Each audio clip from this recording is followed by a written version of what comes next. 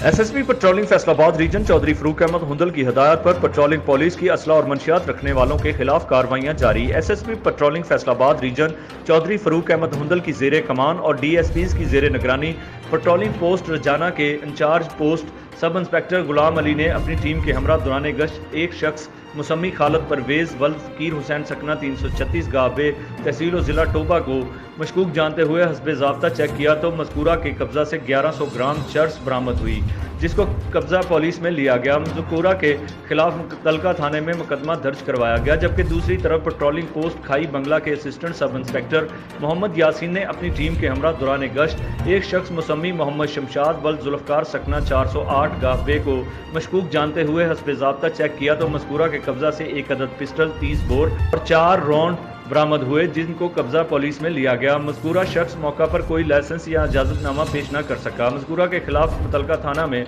मुकदमा दर्ज करवा दिया गया। SSP पेट्रोलिंग चौधरी फरूक अहमद हुंदल और DSP patrolling Faisalabad Syed Saleem Haider Shah DSP Toba ने पेट्रोलिंग टीम की कारकर्दगी को सराहा और शाबाश दी। SSP पेट्रोलिंग ने हुक्म दिया कि जराइम पेशा अनासर के खिलाफ इसी तरह कार्रवाइयाँ जारी रखी जाएँ ताकि लोग शाहराहों पर महफूज सफ़र कर सकें।